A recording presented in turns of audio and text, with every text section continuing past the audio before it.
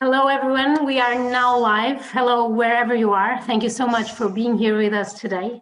Thank you, Alexandre, Alice, Chris, and Stefano, our guests for today. Thank you for joining us for another climate talk by Porto Protocol. We are an international foundation on a mission to build an open platform of climate solutions spread across the wine value chain based on collaborative sharing.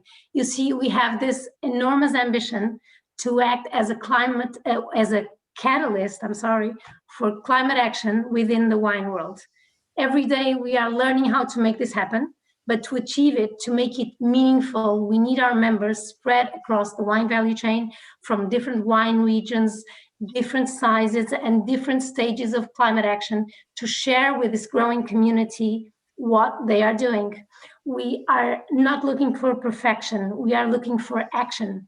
So take this as an invitation for you to join us. We would love to meet you, and we are a click away.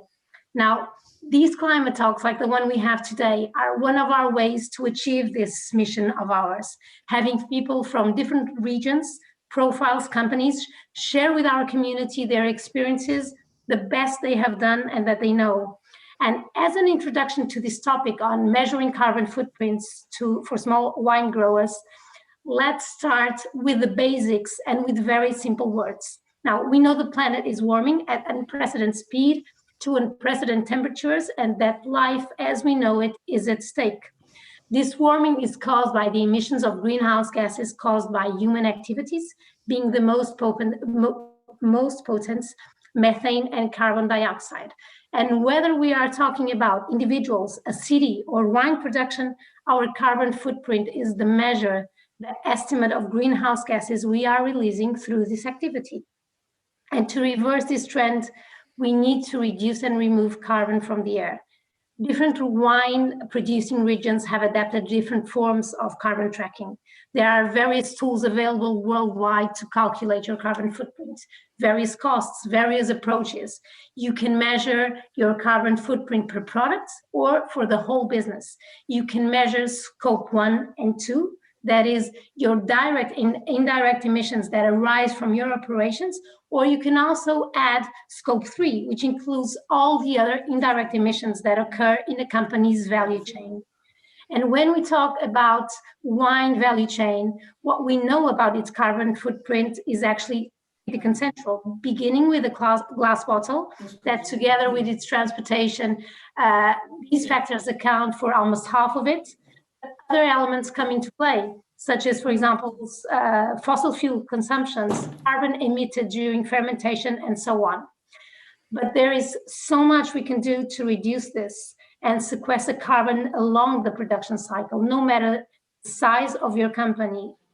So if a business is to reduce its carbon footprint, the first step is to calculate it, or is it not?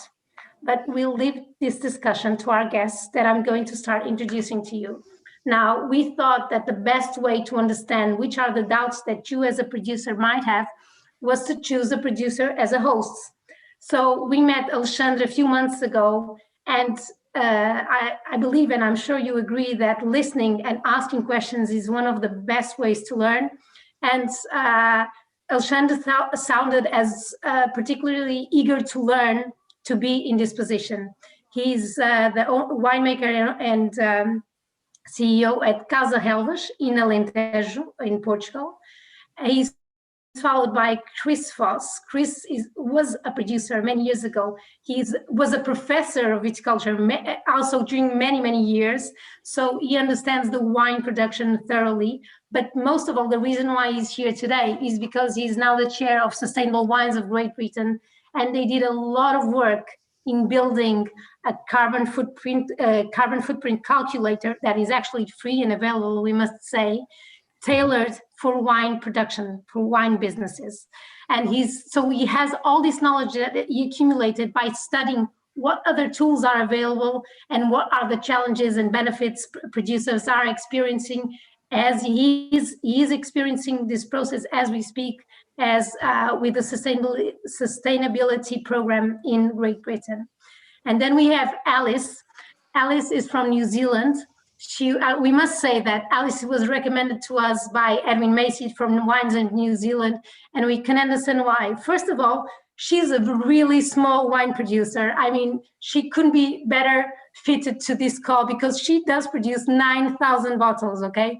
But on the other hand, she has measured her carbon footprint, and she's, how should I say, she's really passionate about what we should do for climate and for our carbon footprint in our business. So she fits all the requirements we could have, and you'll see how passionate she is about this. And then we have Stefano from Italy. Stefano is from Equalitas, which is a sustainability program from Italy. And again, because of this program, they have, as correct me if I'm wrong, a mandatory requirement for producers to measure their carbon footprints. Again, Stefano knows many producers with this reality that face this reality of measuring the carbon footprint from small producers to big producers. So I think we have a wonderful set of guests here as usual. Hopefully they'll be able to answer your questions. And without further ado, Alexandre, the stage is yours, and I'll disappear for now. Thank you for being here. Hello, Marta. Thank you very much for the invitation. Hello, everybody. It's a pleasure to have you all here. So to begin this conversation, I will make a small question to all of you. Maybe I will give the stage to Alice as the only girl on the speakers. And my question is, what are the benefits for an organization in measuring the carbon footprint? How does it impact the relationship with the stakeholders? And what's the importance nowadays for the consumers?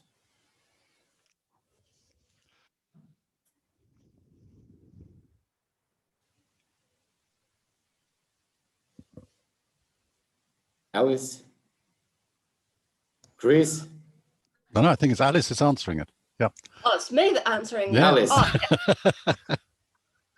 Oh, yeah, I think that it's an important responsibility for all of us producers that are doing the right thing to communicate an honest and transparent message to our customer around the scope in which our carbon offsets include. So there is an opportunity, I think, to confuse our customers because there's such a broad range of what is defined carbon neutral, what is defined carbon positive, what's going through carbon reduce, you know, and what that even means to a customer. Why should they pay more, or why should they choose your wine because you are doing these things? So beyond, you know, going through your carbon reduce and doing all of the right things and your offsetting, it needs to make sense to the customer. Now, I can only speak for New Zealand, but in the past, there have been rocks thrown at those that have gone down the carbon neutral route or are doing the right thing, because there is no transparency of where that money for those carbon offsets go. So for instance, you've paid money to offset your carbon footprint for a certain product, but that's that, you know, you're paying $7 or $8 or whatever it is, but the customer doesn't know where that's going or how that is making the planet a better one. So the technology is getting better and is something that we can now rely on.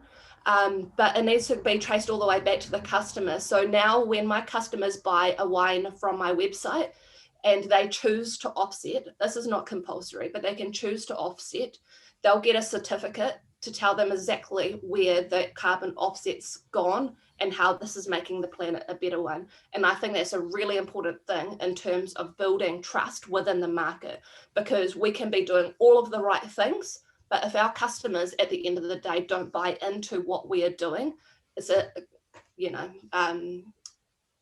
yeah, they need to be involved. That's right.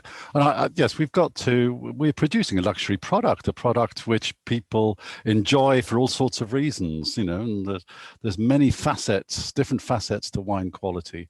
And I think sustainability is becoming an increasingly important one. You know, customers are looking for products that harm, that have a positive impact, if you like, on climate change and on biodiversity and so on. So as an industry, we've really got to get to grips with this. We've really got to encourage people to measure, our producers to measure their carbon footprints, to try and reduce them as much as possible, and to communicate that to our customers. So it's absolutely vitally important for us for us as an industry to do this. And I think also something that needs to be included in terms of like the stakeholders. Historically, it's always, and I'm only talking from my experience, there's been the winery or the vineyard department, and those teams, they care about sustainability. In New Zealand particularly, they care about reducing the passes through their vineyards. They are quantifying, the amount of, agrochemicals that they're using. They are trying as much as they can to reduce the amount of water required, all of those things. And then the same thing, and there's a really well embedded sustainability culture within the winery too, around reducing waste and operational efficiency. So sustainability. But then where I think that sustainability kind of falls, falls off the tracks is where it comes to marketing. Because they think, it's just some ploy that they've got going on. They don't really do that, really, do they? And so I don't think that the marketing teams actually trust what is actually happening out in the wineries and vineyards. And I think that in terms of reducing our entire carbon footprint, marketing and sales play a big role in this.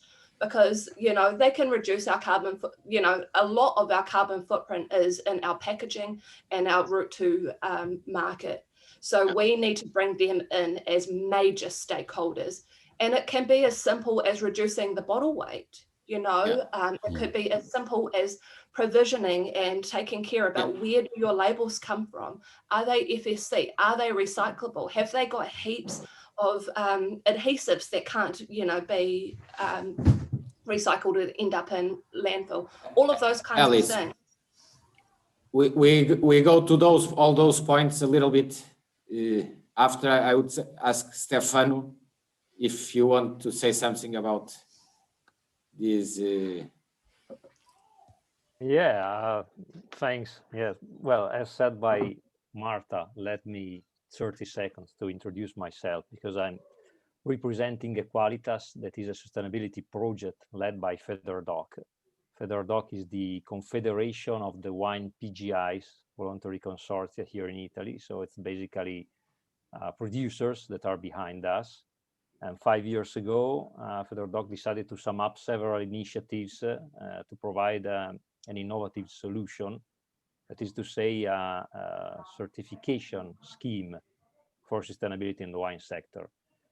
So we are a so-called standard owner. We do not certify, we do not make consultancy, we work with towards certification bodies that we accredited. And our protocol is exhaustive because it works on the 3 pillars. We have to face both good practices and indicators, but carbon footprint, of course, is one of the mandatory requirements that wineries have to face. So I'm sure I will learn a lot tonight, because the other panelists are much more experts than me on the issue, but I can say something based on an experience that is becoming wider and wider, because there are so many companies that are seeking a sustainability certification. I might try to answer to one of your questions, which are the benefits. If I have to be fair, the wine sector in Italy is particularly fragmented. We have a very few large companies, and with this assumption, when we started some years ago to ask company to measure their carbon footprint, they hardly understood what we are talking about. But the best trick, let's use this word, was to link the need for measurement with a need for rationalization. So not only to the environmental sensitivity, the fact of having to record the use of fuel, for example, meant that the farmer got into the habit of turning off the tractor every time he went down, of that workers in the cellar adopted the habit of switching off the light every time they were leaving a room. And such actual benefits of measuring the carbon footprint can become really wide. Just one more example, because to avoid wasting time recording the necessary data, one winery thought about installing monitoring devices for electricity consumption in the cellar in the winery. This has led to interesting side effects because it has allowed the winery to identify waste. It was noticed, for example, that the compressors were working overnight or during the weekends, and by spending like $100 on a timer, this winery now saves like $60,000 per year. So measuring the carbon footprint has become more enjoyable in that case. Yeah. We all know that's not an international standard for the carbon footprint measurement. Even in each country, or there's more than one. It's quite hard sometimes to make a benchmark and compare exactly the same thing if you have two different standards. So for the small companies, that can be a problem because it's a high investment. Do you think, generally speaking, that the carbon footprint measurement, it should be something made by a producer on his own, or by a region, or a commission, or a group with all a group of producers together? Well, I think that an industry needs to find the best carbon calculator for its purposes. One that's specifically, one that's backed up with a lot of references. For instance, I mean, ours has got 35 different references that qualify the carbon footprint of each item on that we use on our calculator. I think it's also important to have a carbon calculator that includes sequestration, because there's a lot that growers can do, not just to reduce the amount of carbon they release, but also increase the amount of carbon they capture. So sequestration is really important. But trying to compare even within an industry and set standards is very, very difficult because of the range of sizes of operations. So that, the larger the press, the more efficient it is from an electricity point of view, for instance. And there are a lot of efficiencies which you can make on larger vineyards. But, there are other things that smaller vineyards can do. I think the most important thing is to have people measure their carbon footprints, to understand it, to understand the different components of it, and then to compare themselves with like vineyards and get other ideas from vineyards in the same community, and try and reduce their carbon footprints and increase the level of carbon sequestration. Sort of exchange ideas about ways of doing that. And we have for us, for instance, in UK wineries, from our members, the bottle weight is 70% of the carbon footprint, which is huge. We're sparkling wine producers generally, so that makes quite a bit of difference. And so that's something which we could do some more work on. But there are other industries that have different methods of production, and we'll have to focus on different areas of their carbon footprint. Yeah, and to add on that, I think that it's important to do your own thing within your winery, but at the end of the day, the science is, irrespective of where in the world you are, your bottle is your highest carbon footprint. And then that's followed by transportation. And so let's just tackle the big fish first. You know, like, it doesn't matter where in the world you are, these are issues not unique to any one wine producer. So reducing our bottle weight is a very good start. I think there's a lot of work to start reinforming those customers that actually the heavier the bottle doesn't actually mean that the wine is any higher quality. But that is a major misconception, and it's up to us as wine producers to bring those sommeliers. I think there's a lot of great sommeliers and masters of wine out there that can verify this. You know, Jancis Robinson is a big one for reducing bottle weight. So yeah, we do have, you know, there are all these different standards, but the issues that affect one wine producer, you know, even little ones like me, are still relevant for those big producers too. That's true. And it's sometimes it's sorry.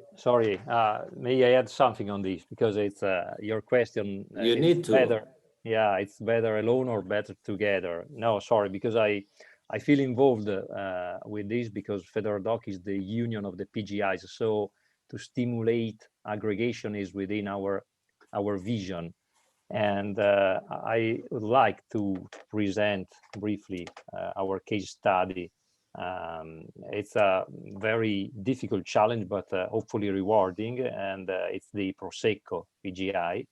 It's that not very well known and very little PGI. No, sorry, it's the largest PGI in Italy, so it's huge, and we are trying here to certify the entire territory, with the need so to involve also the smallest farmer that governs a few hectares. So we face a huge amount of data to manage. And that's why we are pushing for an aggregation and also a digitalization project that requires, of course, a burden that is commensurate to the size of the parties involved. But the idea here is that the consortium that act as the manager and the large wineries will be equipped with a carbon footprint calculator.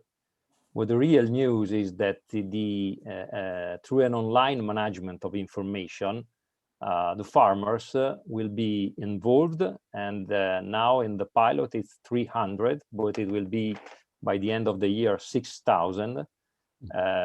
6,000 farmers will only be asked to enter the data that they have always recorded. The difference is that until now they have done it through paper. Now they will have a software where to enter phytosanitary treatments and the other data that are required for the carbon footprint. But they will so ask to do nothing different than before, with a lot of advantages, because softwares provide alerts if a shortage time is not respected, if a prohibited active principle is used, and so on. And then without further stress, also they will have collected data needed for carbon footprint. Apparently it is a paradox, but the fact that there is such a big amount of data forced us to think different. Because I know so many cases where one single winery needs to measure the carbon footprint. They call one consultant that has a EcoInvent license, and he asked the company to collect data in several ways, but usually not in a very, not using IT, just collecting paper, to put the data on an Excel, and then there's a further imputation in the software. This time, the fact that the challenge is huge has pushed us to think differently. And in this case, I can't be sure because we are at the beginning, but together is better than alone. Of course. Yeah, here we had talked a lot about the bottles, and the bottles, I think it's, if we see the business like 7-8 years ago, it was crazy the kind of bottles we all used to use. And sometimes I was discussing that with Marta yesterday. Sometimes that the bottle and the transport is sometimes what make me feel that the scope 3 is not very fair with the producer, with the farmer and the wine producer, because those are things that it's not your choice. I sell my product, or you sell your product X works, then the client can travel the wine by boat or by truck or even by plane. And when you think about your product footprint, you are considering that, and when it's not your choice. But I think it can give a conversation for another conversation.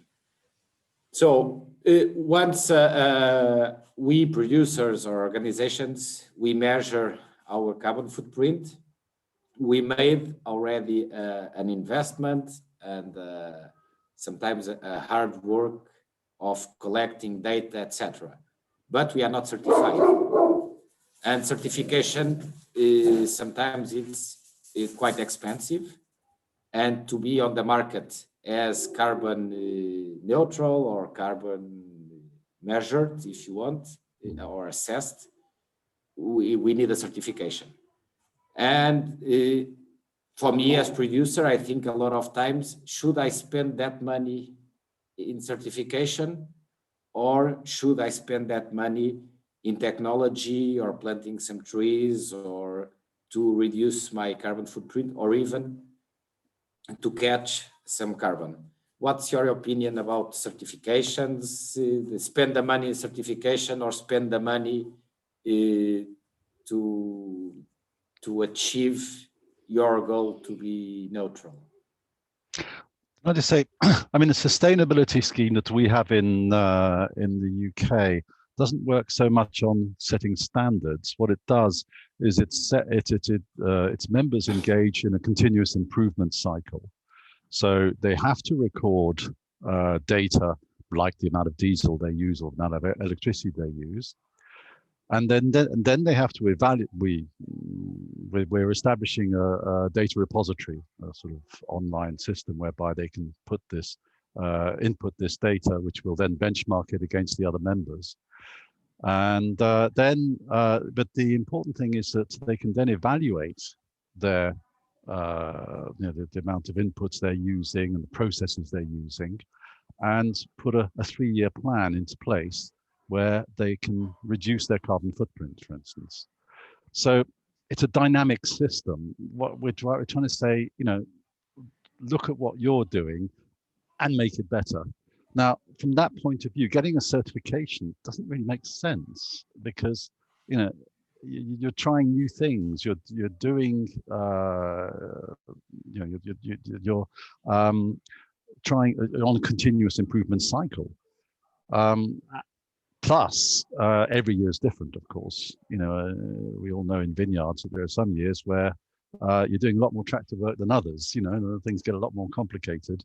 And there are some wines which are more difficult to work with, because of difficult years.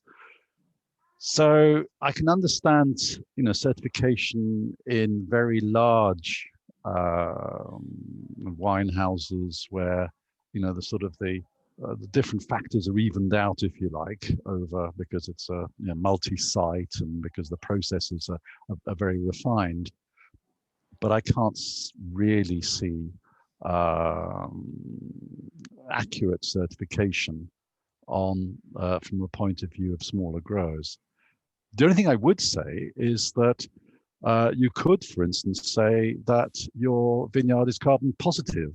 So, I mean, we've just had the results of our carbon calculator members for 2020, and 60% of our vineyards are carbon positive. And so, that's something good to say. But to go beyond that and give an actual carbon footprint per bottle of wine, I don't think is something which smaller growers should go for. I've got Can a I- few things. Oh, yeah, no, you go, Stefano. Oh, you first. You're the lady. Thank you. Hey, what I'm gonna, I'm actually quite proud to talk about like sustainable wine growers in New Zealand. Already 96% of our vineyards belong to SWINs or sustainable wine growers, and 90% of the wineries, 90% of the vineyards belong to it. So massive adoption in sustainable wine growers here in New Zealand. And I'm not sure if you are well versed with how we do things in New Zealand, but in the last 12 months, everything is now quantitative. So come to the end of the year, we are going to be very well versed as an industry to say, this is what every wine producer can say, this is how many kilowatts of power we used. This is how many liters of water we use, how many liters of diesel, so on and so forth. So every single vineyard and winery that belongs to SWINs will naturally go into their own carbon reduce program, should they choose.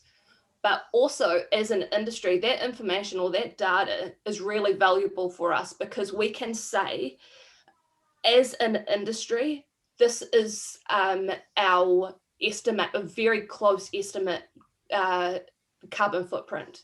We can break that down to regions, and we could possibly, even particular in Marlborough, break that down into varietals. I think this makes it an equal playing field for all producers irrespective of size, because you can compare your own benchmark to the regions, and then you can take it one step further and compare it to the national average. That's going to be a game changer, because that's the hardest thing for wine producers, and one of the biggest roadblocks for people to not offset is because capturing that data is so hard. It's actually getting way more accessible. Even within the last 6 months, I have seen that my bottling company start reporting on the carbon footprint of just the bottling and packaging that I'm using. That makes my data more accurate. So I think there is a very fine balance between science, which is the accuracy, and the common sense, or the, being able to actually create some action. Now, the barrier is getting overly complicated with, very, very accurate life cycle assessments. How important is that? And we need to start weighing that up. How important is the accuracy over the action? So my approach for 362 is I've got my life cycle assessment to 80%. I am working really hard at making that more accurate as I go, but 80% accuracy based on benchmarks within New Zealand and 10 global wineries. I then offset to 200%, bang, I've made an impact. And it should be that pragmatic. And as any wine producer in this seminar, or any wine producer in the world, can now do that. Yeah, we are not as massive, or not yet, at least not as massive as New Zealand, but well, working for a certification scheme, I can't say anything but long lead certification. I do believe in it. It's important because it's objective evidence, but also because every claim without a certification can be seen as greenwashing. Every action, if you don't know the overall result.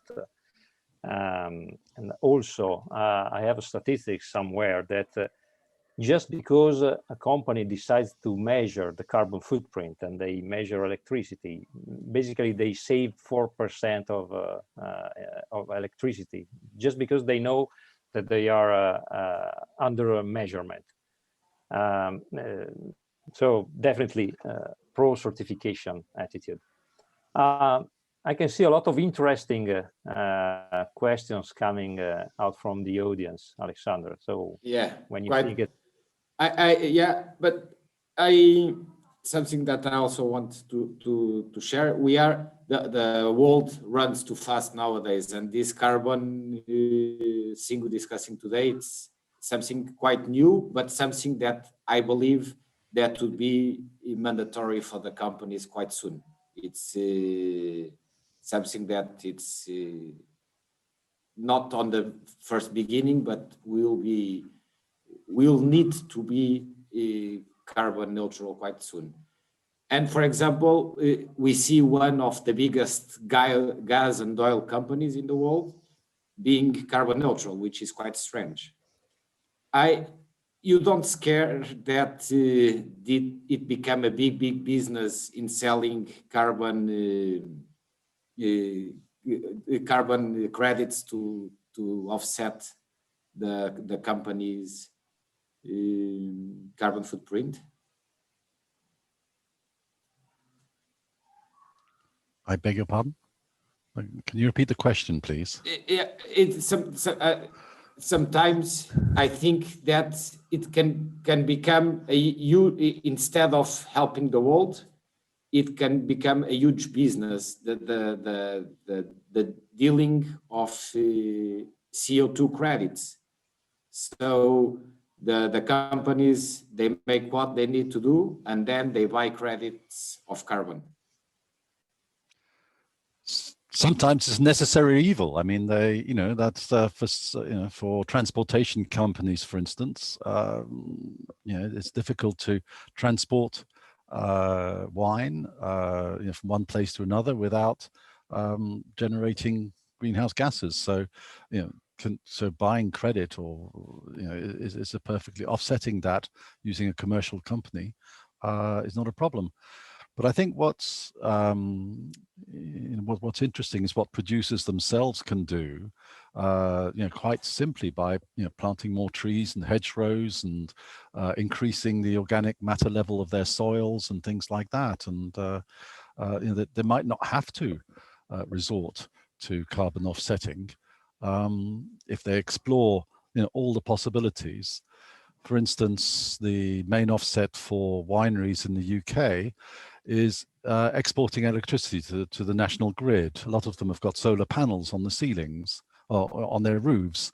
And in the UK, if you're not using the electricity, you're actually supporting it. You're actually sending it on to the national grid.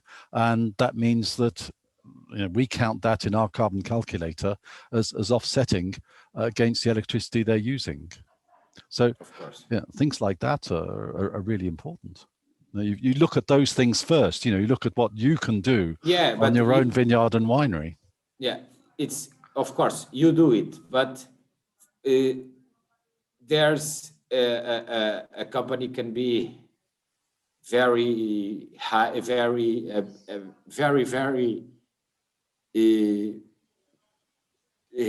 how do you say?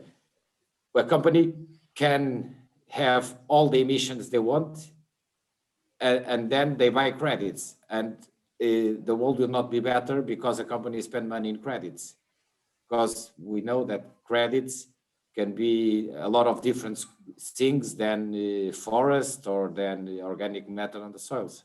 Alice. Yeah, I've got a few things to say about that, actually. Firstly, we need to acknowledge that at the moment, it's not an equal playing field, because our vines that sequester, and they sequester at quite a high rate, don't get counted under the Paris Agreement. Our soil, Chris was talking about how we can increase the organic matter in our soil to capture more carbon, also not counted in the Paris Agreement. So I think there's a lot of science that needs to happen within the wine industry to quantify the sequestration rates within our vineyards and also our soil, so we can start that offset process within our own wine industry, because they are major resources that at the moment cannot be used. Now, I support 3 carbon projects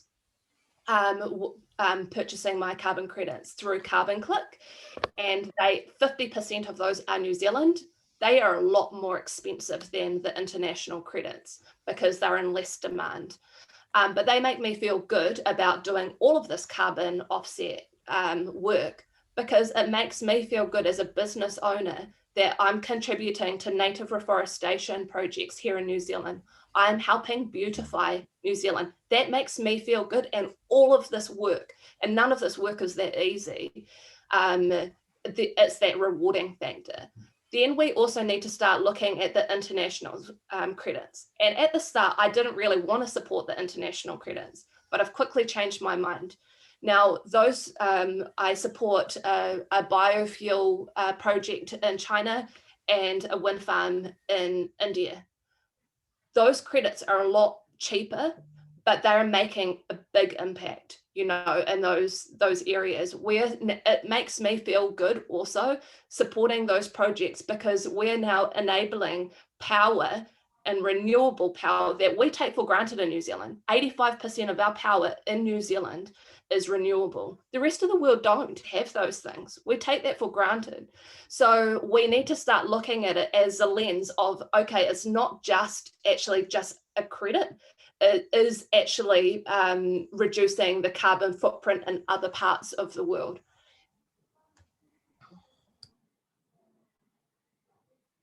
Stefano.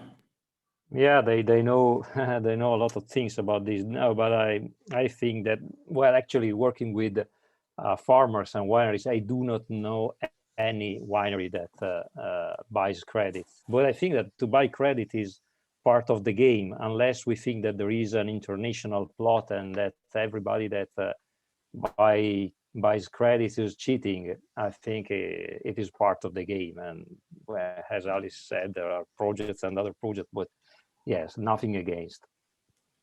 I don't have nothing against that, but I first time here at, I'll tell a little bit my story. First time Casarovas made our carbon footprint measurement.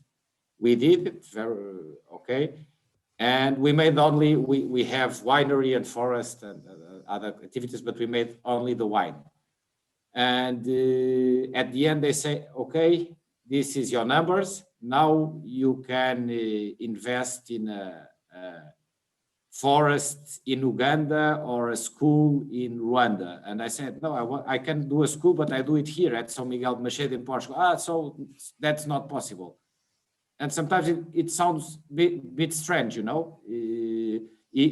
And my question is, in Europe, are all the forests and biodiversity hotspots on the Expander? No. Why not invest in our own countries? And that was my question. We have a few questions from people which are here with us tonight. We have Chris, straight for you, from Alan Chubb. You have the question now in front of you. Let's see, from Alan Chubb? No. Yeah.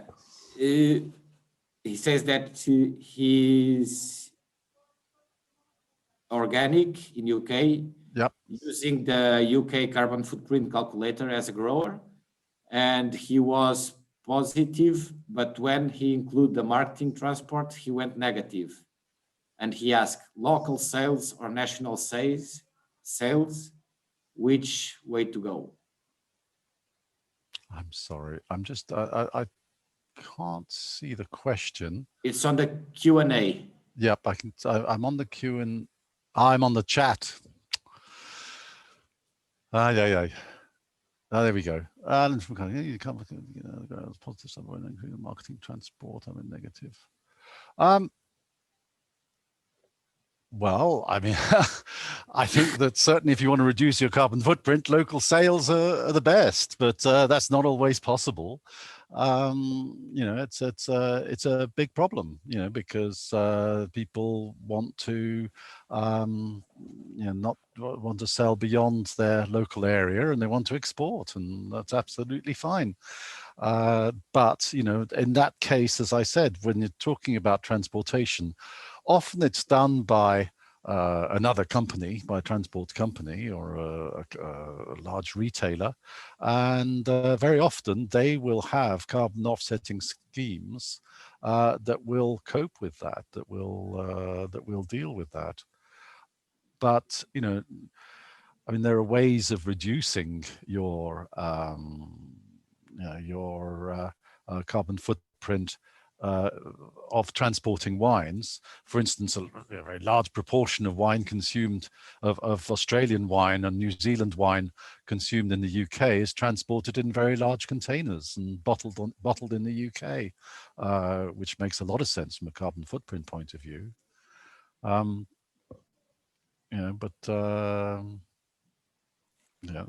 You find your market where you can, really. Another question for you, Chris. Is there any website or publication to see what Chris says about carbon positive vineyard? Well, let me just qualify that a little bit.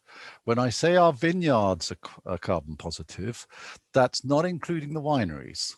Okay, so this is just the vine growing unit.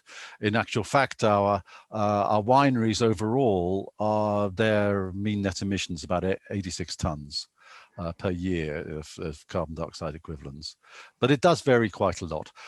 I mean, we are a new scheme.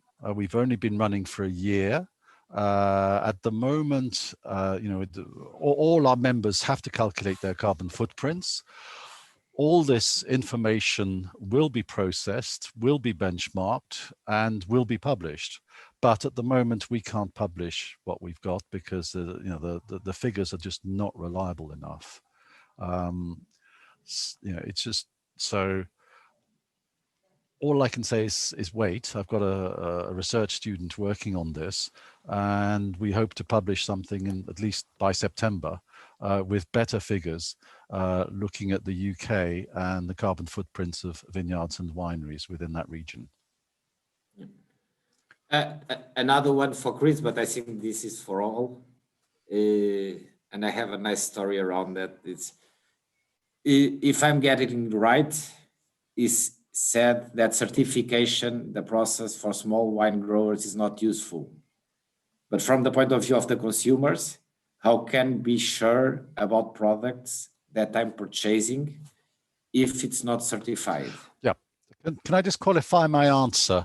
What I meant is that the carbon footprint certification. Okay, we have a scheme where we have a certification mark that is awarded, that can be put on products that show that they are members of the scheme and following the scheme guidelines. When I was answering your question on certification, I actually thought you were asking about the actual carbon footprint appearing on the bottle of wine, and I think that's something which is very difficult to and very rather expensive to do on for a smaller producer.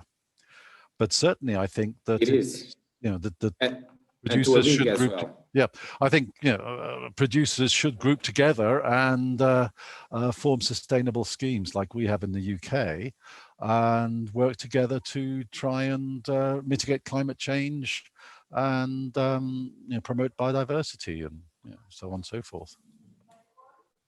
And can I better qualify my previous answer, because I do agree with Chris 100%, but I meant sustainability certification not limited to carbon footprint. And also because the story, and maybe this can also or partially answer to Pam's question, why the wine industry?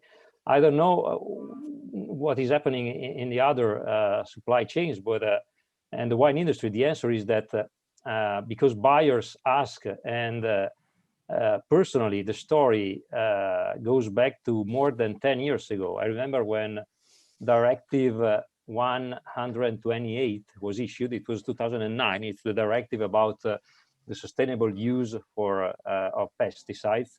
And every week we had some producer entering the office saying, so already more than 10 years ago, asking for help because they were having requests from the market about being sustainable. But the problem was that from Canada, the meaning was to measure the carbon footprint maybe, but from Japan or Germany, the meaning was to use less or better, in a better way, pesticides. And then from Scandinavia, they started to say, well, yeah, okay, the environment is important. We want to save the planet as well, but the ethical pillar also is important. And so, yes, sorry, I meant a certification in the overall on the 3 pillars is compulsory, not only carbon footprint. Yeah, yeah. I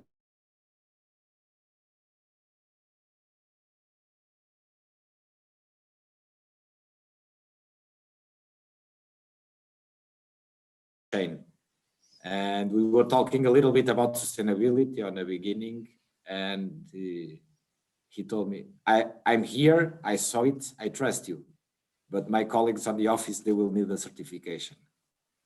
Like, Alice, you want to go a little bit deeper on this certification? Yeah, I think that certification does matter, but there's got to be some leniency as in order to create some action going forward. You know, I think the biggest barrier here in New Zealand is that in order to get our certification through our biggest organisation, Toitu, is going to cost me as a little producer around 6 times the cost of my actual offset for one thing, accuracy. Now, I could have, 6 times the impact by investing in these carbon reduced schemes. I've got all of that extra time off my on my plate to go through and do my carbon reduce systems and do better provisioning and all those sorts of things. So I'm weighing up what is having the higher impact. And for me as a founder, I'm making decisions, based on, an outcome in 100 years' time. Now, in 100 years' time, is anyone going to care that I've got an accurate, very, very scientific, accurate, logo on my wines? No. They're going to care, or I'm going to feel better about myself being an old grandma, that I've helped do the native reforestation. I've helped reduce my footprint as much as I can. I am making an impact by mitigating all of my carbon emissions to 200%. That matters. And so I think that our certifications, yep, they are important because they are, something that the consumer understands. But we've got to get really pragmatic about some of this because the accuracy is holding us back from doing the right thing. Let's start at 80%. Those numbers are easy. In 2 or 3 years' time, I'm thinking that, there is staggering amount of research going on in this space. That 80% can become 90% to 100% accuracy in time. But at the moment, that's only a 20% leeway. If we're offsetting 200%, that 20% inaccuracy actually doesn't really matter. So my attitude is just get on with it, and stop overcomplicating the system by getting caught up on, 2 kilograms of CO2 here and 3, whatever. It doesn't actually matter. Our climate is warming, and it is up to us to actually start making things happen and just start getting the ball rolling. And this is a continuum like anything in sustainability. We just get better, the research gets better carbon offset providers come into the market, they're more transparent, the customers are starting to understand that they play a part too. And how I see the industry looking in the next 5 years is that we start calculating, and our customers start looking at a carbon footprint like they do calories. It's pretty, in New Zealand, it's pretty fair to say that a bottle of wine is around the 2.5 kgs of CO2 equivalency, right? Global averages, we're looking at maybe 3.5. Actually, not a lot. Anyone can offset that if they build that into their business model. It's and depending on what credits that you choose to offset with. right? It's really just that simple. And then if you, and we should start looking, okay, a bottle of wine is 2.5, a bottle of whiskey could be a 5, you know, a bottle or a pair of shoes could be 7. You know, I think that in time that we're going to start calculating or looking at each and every single product that we're buying every day based on the carbon footprint. And I think Allbirds shoes are most definitely leading the way. And that is not that hard. I don't think that's, you know, that is not too far away. Do you think, or do you believe that one day all the wine industry will become carbon positive? 100%. And I think that 2050 is really unambitious. No, I think that with the, I think that like we need to do things a lot faster. You know, I watch a lot of David Attenborough, and you know the science is written on the wall. You know, we have got to start doing things, but I think that the science and the technicalities is holding us all back. You know, let's take ownership of what's happening in the vineyards. You know, like let's look at our carbon. Let's look at, you know, nourishing our vines so they sequester more. You know, there are things that we can most definitely do. But I'm concerned that we're going to go down a route of absolute accuracy, and we're not going to have the time or capacity to be thinking about the little things that can be done. Changing your light bulbs, changing your wine bottles, choosing a better labeling supply, all those sorts of things, taking ownership of your waste and your product stewardship. You know, yeah, I think it's coming, and yeah, at the moment, the science is too accurate.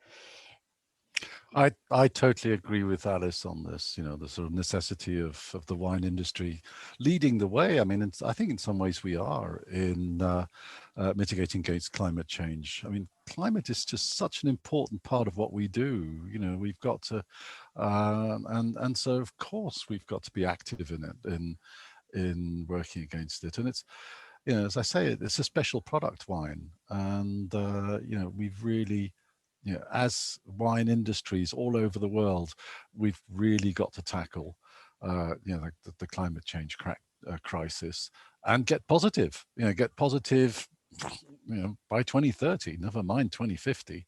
And it's really important for us. Stefano. Yeah, we are probably not as advanced as our partners tonight, but yes, I do believe it is possible. And we also, how can I say, we don't want to publish anything before we are sure, because we need to be reliable. But yes, the pilot that we are doing is very encouraging. So yes, I do agree with them. As I do, I think it will be something that will be part of our companies, like quality certification is, like it's our must have, or something that we are not thinking we need to achieve this, but it will be part of our days.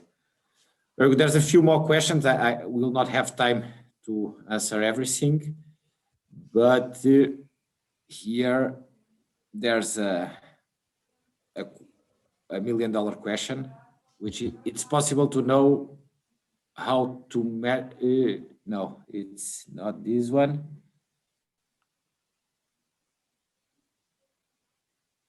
It's, does anyone know how much of an impact the wine industry can have on the climate change?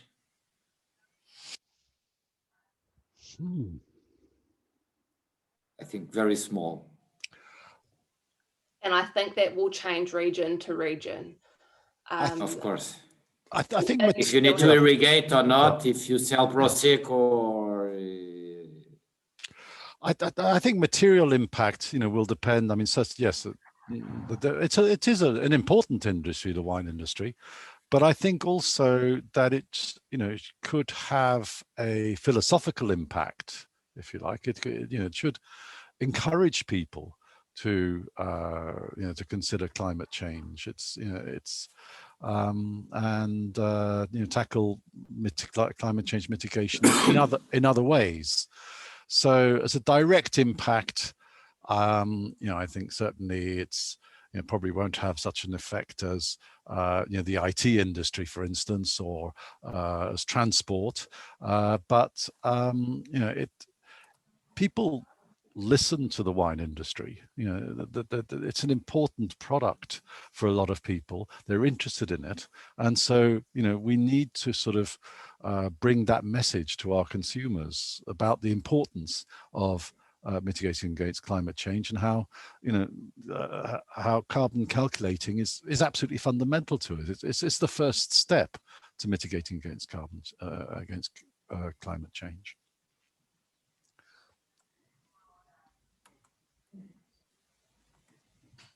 Yeah, I agree with all of that. And we can't say as an industry, oh, we've got a little footprint in comparison to an oil company, let's just leave them to sort it out. We've got a social responsibility to do the right thing. And I think historically, other industries have looked at wine because we have led the way. Our product depends on our climate. Here in Hawke's Bay, we were 2.5 weeks early on our Chardonnay. It was, climate change is impacting the way that we make our wines, how our wines are grown. We can't turn a blind eye to it because the environmental impacts are affecting our wine quality, period.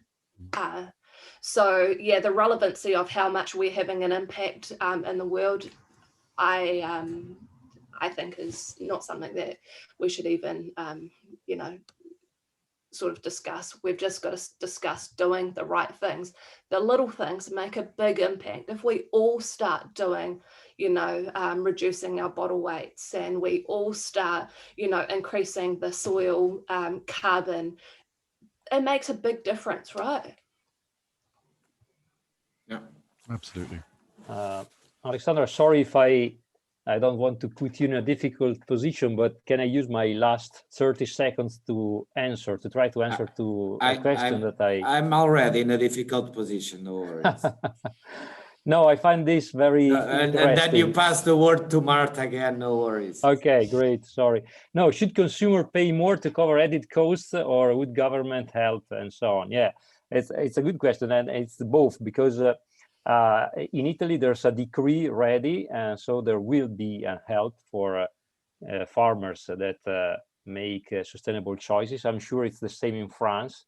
But the real question, we are now at the point that it's not anymore how much money more I will earn with sustainability, but producers must understand that without a valid sustainability claim, it will be difficult to sell wine in the future. So it's more than, yeah, sorry. It's when I talk about sustainability, I'm always try to explain. When you talk about sustainability, we always need to have very, very clarified that we're talking about people, profit, and planet. And being sustainable on the winery and on the vineyard, sometimes in a very short time, it will make us save a lot of costs, like electricity, like water, and that just to give the last word, if you want, Stefano. So I would invite Marta to join us again. I was expecting you to do so. Thank you so much. I will, before I sum up, because I think there are key messages that each of you says that I really want to finish with them, but I do have one question and maybe a final message from each of you with a question that is on the board. We didn't speak about scopes. And I think when we speak about carbon calculating, I think it's important, as I did in the introduction, to know that there are 3 scopes, regardless of, I believe, of the standard we're speaking about. So we have scope 1, 2, and 3, and each of you deals with different carbon calculator tools. So how do you perceive the importance of measuring just carbon, just, for example, just scope 1 and 2, or actually including scope 3, that when it comes to wine includes transporting, that in most cases is not a service that is owned by the wine producer and therefore is not accounted in the calculation? Alice. And you can actually answer as well, Alexandre, since I'm asking the question.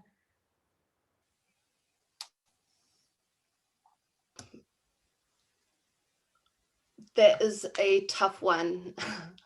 Actually, can you come back to me? Yes. So I was asking about the 3 scopes that you can actually. I can give you an answer that for me, which is, as I say, what for our scheme and for our growers, we need to really deal with what we can control and what we can manage. I mean, I can understand possibly from a point of view of offsetting, you can go into scope 3, but but if it's just to calculate your carbon footprint in order to do your bit, about against climate change, then scope 1 and 2 are largely enough. Stefano? Yeah, and I agree with Chris. Our approach, our approach is usually cradle to gate, especially when we are dealing with farmers. And I do agree. I was thinking that not only your contribution for changing the world is what you can control, but even in a relationship with another person, what you can change is yourself. You can act on yourself. You're focusing on that primarily. Okay, Alice? You understand? Yeah. Philosophically, like this is actually a really hard question for me, because like us young ones, we're living with this climate issue. And so for me, I hand on heart believe that we can do a reduce in 1 and 2, but actually as a company or as a wine business, scope 3 is really important, because we need to start taking ownership of how the customer uses the end product, how they are recycling the end of life all the way start to finish. If we're giving them our wine in an unsustainable packaging form, that's, a huge carbon footprint for them to recycle. It's too hard for them to recycle. We need to take ownership of that.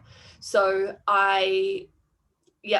for me, 1, 2, and 3 has got to happen. And if that means that we have to invest in, carbon offsets, there are great projects that we can be investing in, and that's just the way it will have to be until we can start reducing our carbon footprint in our vineyards and our with our soils.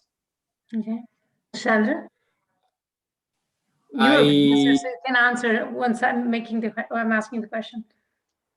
I mostly agree with Chris and Stefano. Even the scope 3 is very, very important to measure as well. But it's very important to understand, as I told before, from whom it's the responsibility of the way of transportation, for example. Okay? And because we cannot be judged or evaluated by something that it's not our own decision. Okay? When we sell wine as a producer, we cannot tell to our customers, you need to ship by sea because it has low emissions. If you want to take the wine by plane, at a certain point, it's not our problem. It's our problem in the end, but it's something that we cannot control. This would take us to another question that I'm not going to ask, I swear, which would have to do with how this impacts the relationship with stakeholders, because at the end of the day, customers that take the transportation, for example, are part of the stakeholders, but I'm not going there. I think trying to summarize this talk, that at the end of the day was aimed at small producers that in many cases do not have the means to invest do not have the means to invest in carbon footprint calculation, although we have a good example here, Alice, of a company that truly believes, and it's a small producer. But I think at the end of the day, and having your words and taking your words, Alice, there's no reason, without even measuring, without even calculating, for companies not to start doing the right thing. And if you want to start doing the right thing, and again, using your words, start with the big fish, or actually we put it the other way around as an organization. We call it the low-hanging fruit, and you call it the big fish, which is the bottle. And it's been very clear here in this talk, that's where you can start. I mean, there are other things you can do. For example, Chris mentioned the organic matter of soils, for example. But Stefano also remembered us, and I think that's a really important point, that all this language that we're talking about here for thousands of wine producers out there is, sorry to say Chinese, just because I don't speak Chinese, it's in the sense that it's a new language and it's sometimes not clearly understood. So I think it's our role, on one hand, to educate consumers, and on the other hand, try to give an example and walk the talk to many other producers out there in a way that it's understandable to all of them. And I think maybe you, by your example, Stefano and Chris, because you speak with so many producers on a daily basis, all of us in the audience. So I think that's one of the points you said, Alice, accuracy is holding us back from doing the right thing. That also, I know you're very passionate about carbon offsetting, but I think that has to do with action alone. It's not just calculating that it's going to make us do that. Chris, you said, look at what you're doing and make it better. I mean, it's so simple, isn't it? It's really simple. So let's just do it. I do hope this talk was useful to you all, even to you, our guests, and hope you've learned from each other. We know there are many questions that were unanswered. It's always very difficult to answer. Hopefully we'll be able to chase these gentlemen and this lady here to try to answer. I can't promise that. And I do hope that you register for our next climate talk, which will be on March 18th. It will be way more, no, I don't want to say controversial. It will be called The Wine World Beyond Glyphosate. But bear with us, because we do not want to go into a war zone. What we want in that discussion is to create a forum for talking about alternatives, as we know that many countries are phasing out this herbicide along with others. So what we want is to focus on the solution side as usual, not on the controversial side. So bear with us. I hope you continue there, and remember to join us. Thank you all, and bye-bye. Thank you, bye. Bye. Thank you, Marta.